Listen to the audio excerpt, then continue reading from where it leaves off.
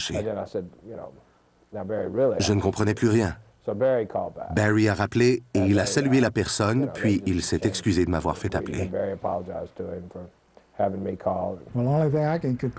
La seule chose qu'on peut conclure, c'est qu'ils se parlaient régulièrement sur ce qui devait être une ligne sécuritaire.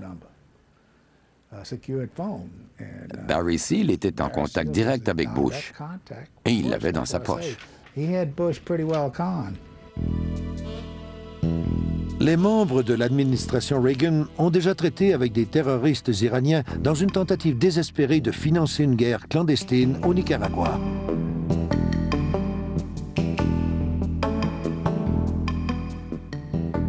Pourquoi hésiteraient-ils à utiliser les barons de la drogue de Colombie? Chose certaine, c'est que Barry Seal était en contact avec des gens très haut placés au gouvernement. Avec l'arrestation du procureur Dan Harmon, l'agent présumé de Seal à Mena, la culpabilité du gouvernement est de plus en plus probable. Il faut que les Américains se réveillent et qu'ils réalisent que s'ils ne forcent pas leur gouvernement à bien se conduire, ils vont perdre leur liberté.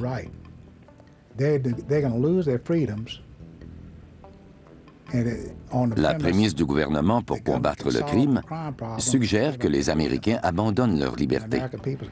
Ces derniers doivent comprendre que l'unique chose qui va arriver, c'est qu'ils perdront leur liberté. Quant au crime, il sera toujours présent.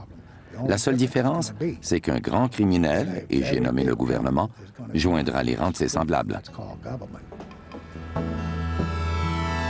Les meurtriers de Kevin et de Don ne seront peut-être jamais amenés devant les tribunaux. Si le gouvernement est effectivement impliqué dans leur mort, la honte ne s'effacera pas.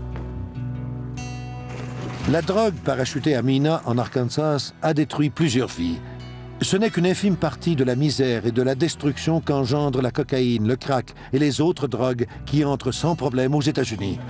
Cette misère ne cessera pas seulement en diffusant des publicités pour dire non à la drogue. Il faut que le gouvernement soit le premier à dire non. Ils auraient la possibilité de fermer les frontières de ce pays demain matin, et plus un gramme de cocaïne ne passerait. La vie de tous ceux qui ont été impliqués dans les meurtres de ces jeunes hommes a été bouleversée. Pendant qu'il enquêtait sur l'aéroport de Mena, Russell Welch a été lentement empoisonné au moyen d'anthrax inséré dans des lettres qu'il a reçues. Il a failli mourir. Ses reins et son système immunitaire ont été pratiquement détruits et il a dû prendre sa retraite. Dan Harmon a discrédité Jean Duffy publiquement et malgré le travail incroyable effectué par la commission qu'elle dirigeait, il a ruiné sa carrière. Elle enseigne maintenant dans une école secondaire.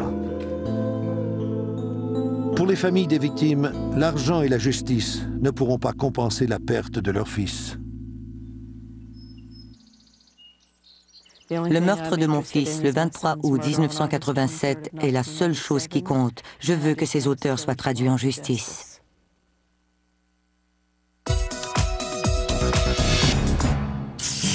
Le chagrin d'une mère nous a menés de découverte en découverte. On ne saura peut-être jamais le nom des responsables des meurtres de Kevin et de Don, mais nous savons maintenant que nous devons nous poser une question importante. Comment doit-on réagir lorsque le gouvernement, qu'il soit local ou fédéral, ferme les yeux sur la corruption et va jusqu'à en être complice? Nous n'avons pas trouvé la